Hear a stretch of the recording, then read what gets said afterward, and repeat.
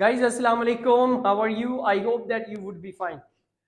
जैसा कि आप देख रहे हैं कि हम एवरी वीक जो है वो almost we are uploading videos and some of the structures and all the models. आज जो हम चीज पढ़ने जा रहे हैं this is we call have to and has to. Have to and has to is a structure. ये एक स्ट्रक्चर है। अब लोग बहुत सारे स्टूडेंट्स हमसे ये सवाल पूछते हैं कि sir what is the meaning of the structure? Structure की मीनिंग क्या है?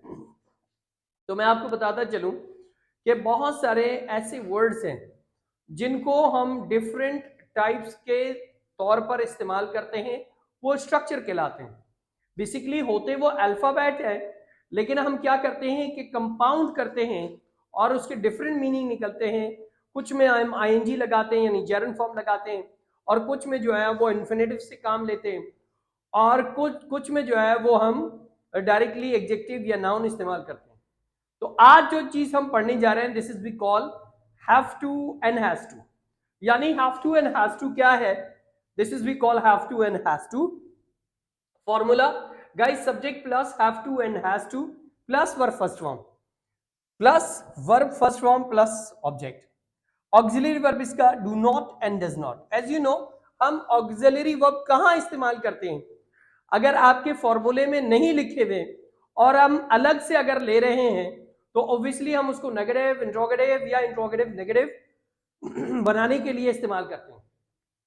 तो यहां पर आप देख सकते हैं, you can see here we are having do not is the auxiliary verb with I, we, they, you we are using do not, and with he, she, it, any name we are using does not. Now the definition, what the definition says, what does it say? It says that we use have to or has to structure, yani to talk about that when somebody does any kinds of work unwillingly or forcibly. guys याद रखिएगा कि अगर कोई शख्स,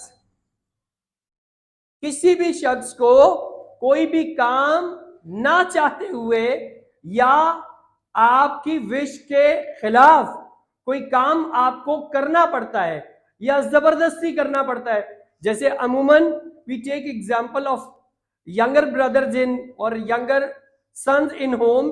अब क्या करते हैं वो कि जी हमें घर का सारा सौदा लाना पड़ता है, या फिर वो जो रिटायर लोग होते हैं वो अपने आप को बिजी रखने के लिए वो कहते हैं कि मुझे सारा काम करना पड़ता है, होम चोर्स मुझे करने पड़ते हैं। इसका मतलब क्या है? इसका मतलब है कि उनकी विलिंग नहीं है, लेकिन वो अपनी बॉडी को मेंटेन करने के लिए कोई काम वो करते हैं, वो मजबूरी है। ठीक है, तो अब उसके लिए वो कहता है when we do any kinds of work, जब हम कोई काम करते हैं ना चाहते हुए या जबरदस्ती, ना चाहते हुए या जबरदस्ती, जैसे I have to get up early in the morning, मुझे सुबह सवेरे उठना पड़ता है। अब guys we are teachers so we have to get up early in the morning for going to school. हमें स्कूल जाने के लिए सुबह जल्दी उठना पड़ता है। जाहिर है किसका दिल नहीं करता कि वो देर तक सोए, लेकिन जाहिर है जॉब है, we are having a job, so for keeping our job so we have to get up early in the morning, हमें जल्दी सुबह उठना पड़ता है, and we have to reach on time, और हमें वक्त पर पहुंचना पड़ता है। तो कोई भी ऐसा काम जो आपको जबरदस्ती या ना चाहते हुए करना पड़ता है उसके लिए हम इस्तेमाल करते हैं हैव टू और हैज टू। गाइस याद रखिएगा, हैव टू जो हम इस्तेमाल करेंगे वो इस्तेमाल होगा आई,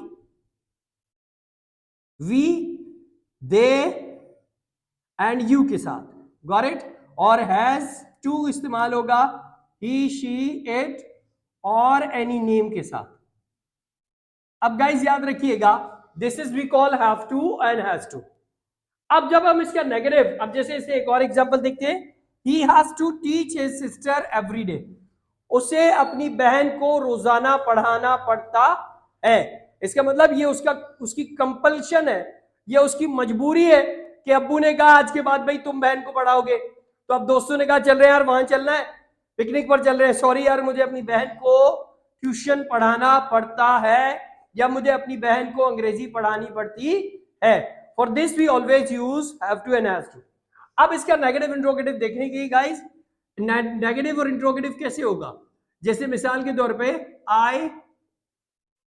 have to pay all bills,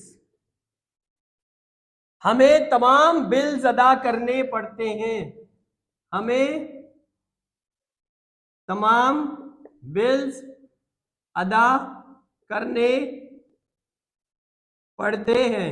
अब जब हम इसका नेगेटिव बनाएंगे तो आई डू नॉट, क्यों? क्योंकि आई वी दे यू के साथ डू नॉट इस्तेमाल करते हैं। I do not have to pay all bills, हमें तमाम बिल्स अदा करने नहीं पड़ते हैं। इंट्रोगेटिव होगा तो do I have to pay all bills, last में क्वेश्चन मार्क, क्या हमें तमाम बिल्स अदा करने पड़ते हैं। और इंट्रोगेटिव नेगेटिव होता है तो do I not have to pay all bills. Guys याद रखिएगा कि कभी भी जब आप इसका नेगेटिव इंट्रोगेटिव या इंट्रोगेटिव नेगेटिव बनाते हैं तो वर्ब की फॉर्म चेंज नहीं होगी, फर्स्ट है तो फर्स्ट ही रहेगी। अच्छा, इसके साथ ये अगर आपके पास आई बी दे यू होगा तो इसके सेंटेंसेस इसी तरह बनेंगे। अब हम चलते हैं हैज टू के साथ। जैसे he has to teach in the class, उसे क्लास में पढ़ाना पड़ता है। तो जब नेगेटिव होगा ही, अब चूंकि ही के साथ हम क्या लगाते हैं, ही शी इट एनी नेम के साथ डज नॉट, तो ही डज नॉट। अब गाइस याद रखिएगा जहां पर डज आएगा वहां पर हैज टू नहीं होगा बल्कि हैव टू हो जाएगा। तो he does not have to teach in the class, right, उसे क्लास में पढ़ाना नहीं पड़ता है। इंट्रोगेटिव होगा उसी तरह, does he have to teach in the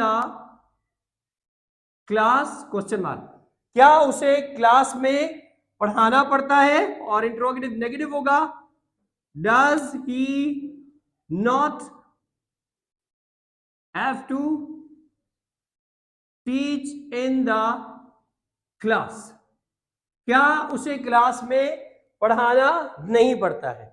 I hope that आपको मेरी वीडियोस अच्छी लग रही होंगी।